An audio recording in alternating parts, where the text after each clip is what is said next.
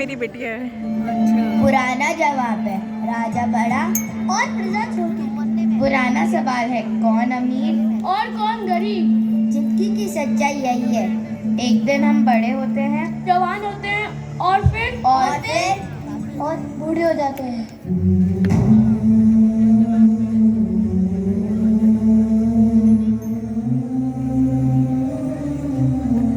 और फिर हमें जरूरत पड़ती है एक सहारे की।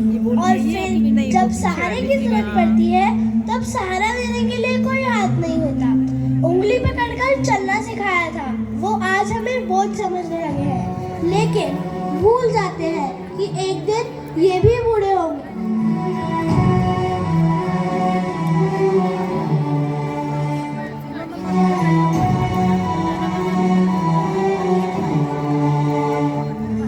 खिड़की से जागती वो आंखें बाट निहारे, उम्मीद अब भी है पिछड़े परिवार से फिर मिलने की।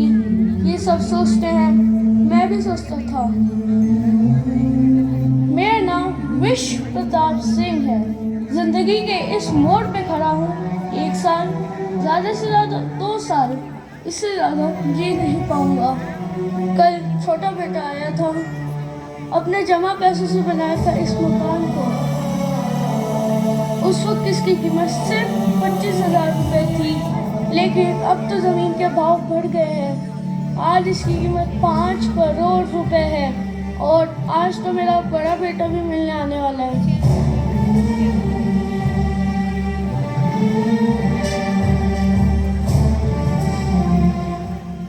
नमस्ते पिताजी। बेटा दादाजी के पैर छू। अरे अरे अरे, लड़के पैर नहीं छूती। कैसे है पिताजी? मैं ठीक हूँ, तुम्हारा बिजनेस कैसे चल रहा है? पिताजी आपको कितनी बार कहा कि हमारे साथ चल के रहिए ना, आप हमारी बात तो मानते नहीं। कम से कम अपनी पोती की बात तो मान लीजिए। हाँ दादाजी चलिए ना, मुझे आपसे बहुत सी कहानियाँ भी सुनी है। हाँ, तुम्हारे घर आऊँगा। पिताजी किसी चीज की जरूरत हो तो फोन कर दीजिएगा। अच्छा पिताजी, अब हम चलते हैं, हमें पार्टी में भी जाना है।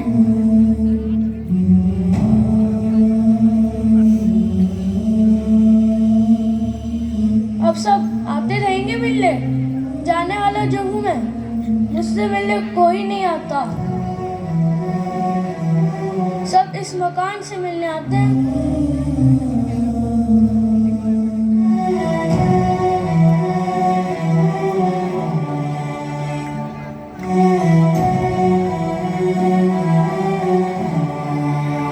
पोल बीच में आ रहा है। इधर आ जाओ, खड़े होकर कर लो इधर। अरे नमस्ते पिताजी। अरे पिताजी, अब ये बाहर क्या कर रहे हैं? ये लीजिए, मैं आपके लिए शॉल लाया।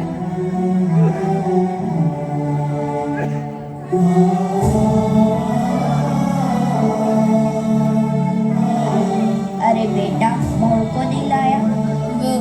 कह रही थी कि कल परसों आकर मिल जाएगी, उसके मम्मी पापा आए हुए हैं। और पिताजी मैं कह रहा था कि किसी चीज की जरूरत हो तो नौकर आकर दे जाएगा। नौकर? हाँ पिताजी, बंगले के पीछे की तरफ एक कमरा दे दिया उस नौकर को। अच्छा, अब मैं चलता हूँ।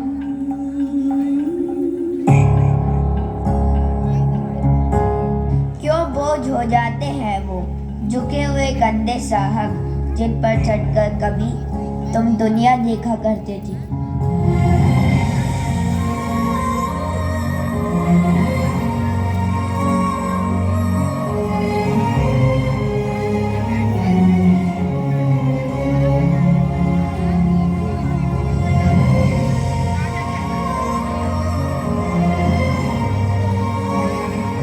पिताजी, आपको कितनी बार कहा है अच्छी देखभाल हो जाएगी, और वैसे भी आजकल आपकी तबीयत कितनी खराब रहने लग गई है।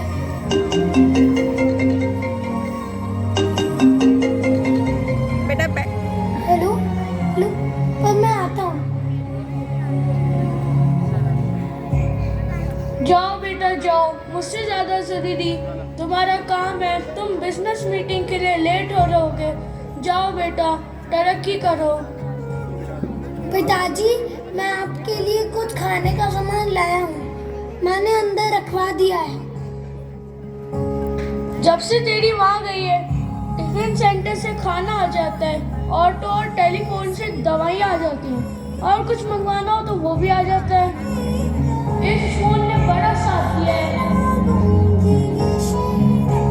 ठीक है पिताजी, अब मैं चलता हूँ।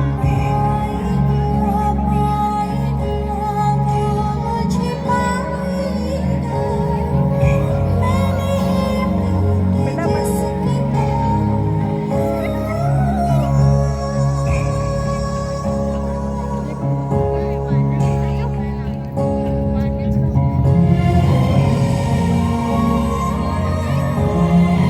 पिताजी, हमारे घर चलिए ना। पिताजी चलिए ना, आप रहेंगे तो घर की भी सुरक्षा हो जाएगी। आपके चलने से मेरा होमवर्क और घूमना दोनों आसान हो जाएगा। आप कहे तो एक नौकर रखवा दूं? घर की सुरक्षा भी हो जाएगी। हमारे घर चलिए ना। आप कहे तो एक नौकर रखवा दूं? घर की सुरक्षा भी हो जाएगी। घर की सुरक्षा भी हो जाएगी। घर की सुरक्षा भी हो जाएगी। घर की सुरक्षा भी हो जाएगी।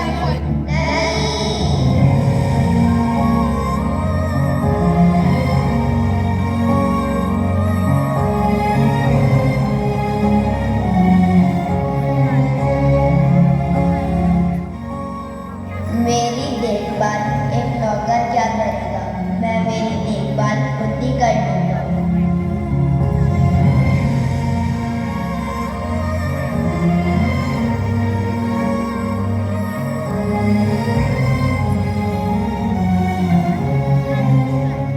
आज मेरे यार की शादी है, आज मेरे यार की शादी है।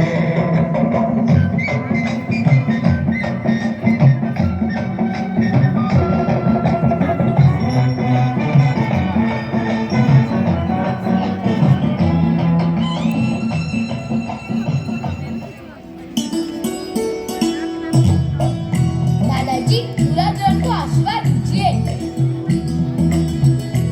आओ बच्चों, आओ।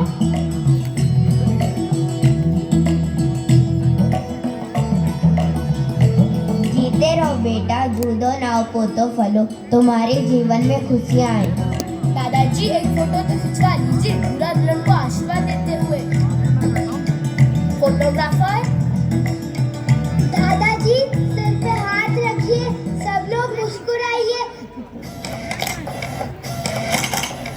आशीर्वाद दे दिया, अब चलो चलो बच्चों, जल्दी चलो। बेटी रुक, मेरी बात सुन। दादाजी, आप जाकर अपने कमरे में बैठो।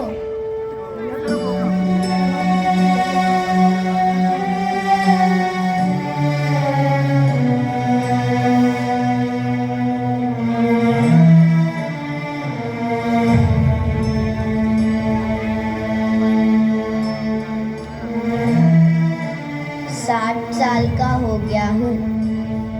बुढ़ापा आजकल एक लीगल डॉक्यूमेंट बन के रह गया है। बेटा बहू कह रहे थे कि दादाजी का होना जरूरी है आशीर्वाद देने के लिए। बेटा बहू जब भी घर से बाहर जाते हैं तब पूरे घर की सुरक्षा करता हूँ, एक चौकीदार बन के।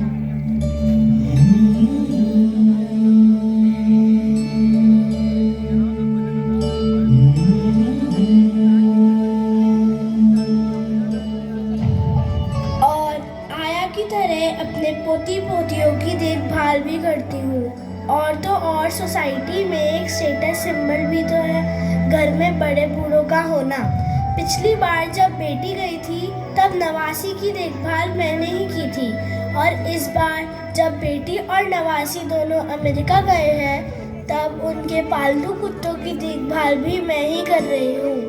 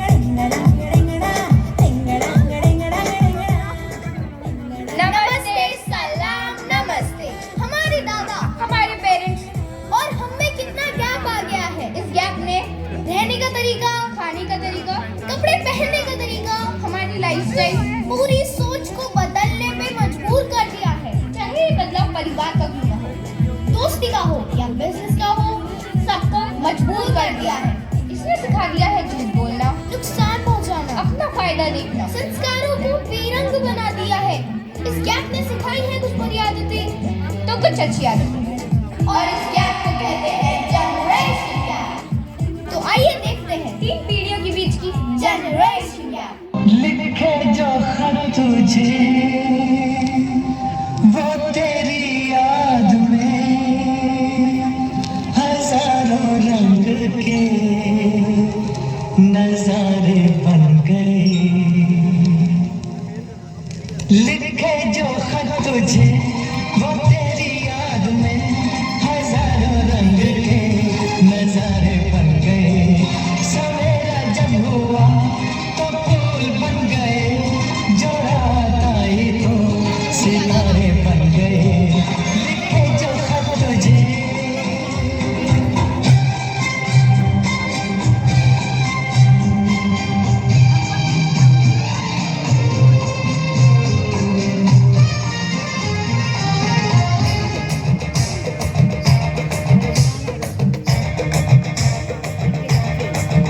मैं तो रास्ते से जा रहा था, मैं तो भेलपुरी खा रहा था, मैं तो लड़की घुमा रहा था। रास्ते से जा रहा था, भेलपुरी खा रहा था, लड़की घुमा रहा था। तुझको मिर्ची लगी तो मैं क्या करूं, तुझको मिर्ची लगी तो मैं क्या करूं।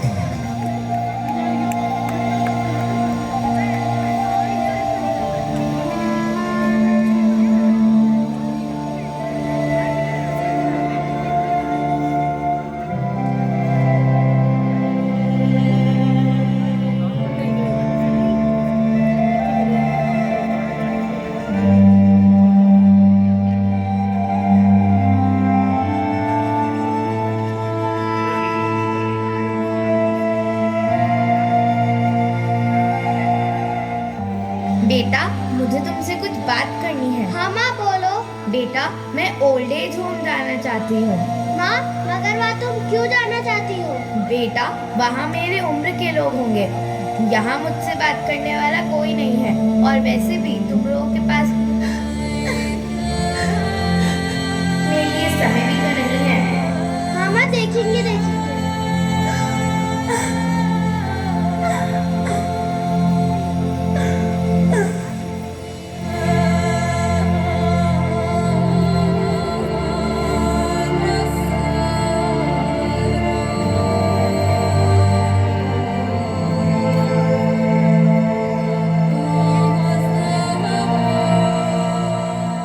बेटा, तुम्हारे एग्जाम्स नजदीक आ रहे हैं, सुबह उठकर पढ़ना शुरू कर दो। दादी मैं रात को पढ़ाई करती हूँ। पागल हो क्या? दिन में जो पढ़ाई होती है वो रात में कहाँ? मुझे रात में पढ़ना अच्छा लगता है, कम से कम ढंग से तो पढ़ पाती हूँ। इसलिए तो कहती हूँ, दिन में पढ़कर भोर में पढ़ा हुआ लंबा चलता है। बस दादी बस, आप क्यों बार बार मुझे वो चीज करने को कहती हैं जो मेरी लाइफस्टाइल से मैच नहीं करता। अब मैं दिन में पढ़ूँ या रात में, पढ़ना तो मुझे है।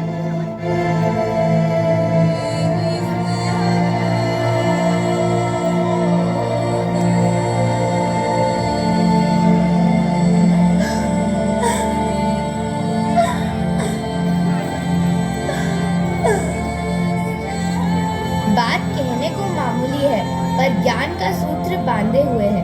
वो चाहते हैं कि हम उनकी तरह ढल जाएं और हम चाहते हैं कि वो अपना एक वजूद बनाए। फर्क तो सिर्फ जिंदगी जीने का है। हाँ, दूसरे शब्दों में कहा जाए तो फर्क सिर्फ सोच का है। संस्कार इसलिए भी कम हो गए हैं बच्चों में क्योंकि पहले बुजुर्गों से सीखते थे और अब गूगल से सीखते हैं।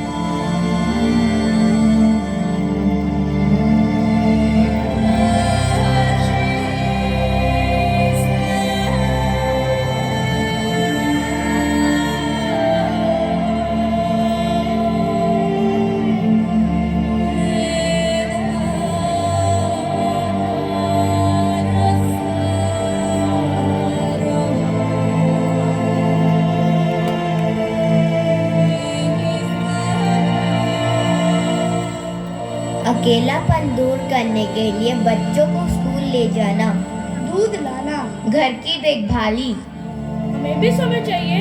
हमें भी समय चाहिए कुछ पढ़ने के लिए, टीवी देखने के लिए, सैर करने के लिए। हमें भी किसी का साथ चाहिए। किसी अपने का साथ। हमारे भी निजी मामले हैं, हमारे भी कुछ अधिकार हैं, हमारी भी कुछ जरूरतें हैं। हमारे भी कुछ अरमान हैं।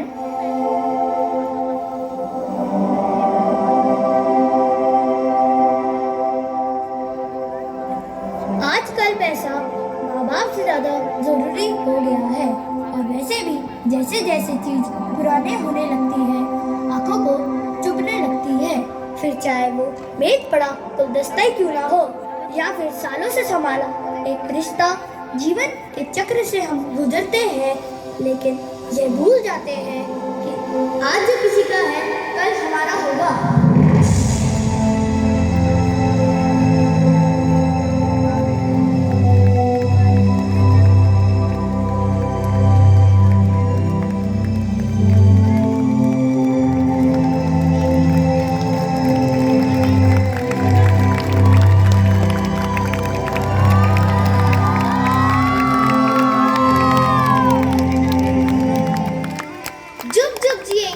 नाम से वे सर्वे में अकेलेपन में जी रहे बुजुर्गों की यह सच्चाई सामने आई है। सर्वे के नतीजे चौंकाने वाले हैं। कैसे बीता है उनका समय? आराम करते हुए 4.8%, टीवी देखते हुए 10%, घर के काम करते हुए 8.4%, घर से बाहर सोशल लाइफ 76.8%। बुजुर्गों के बच्चों को लगता है कि फिजिकल हेल्थ उनकी सबसे बड़ी समस्या है, जबकि बुजुर्गों को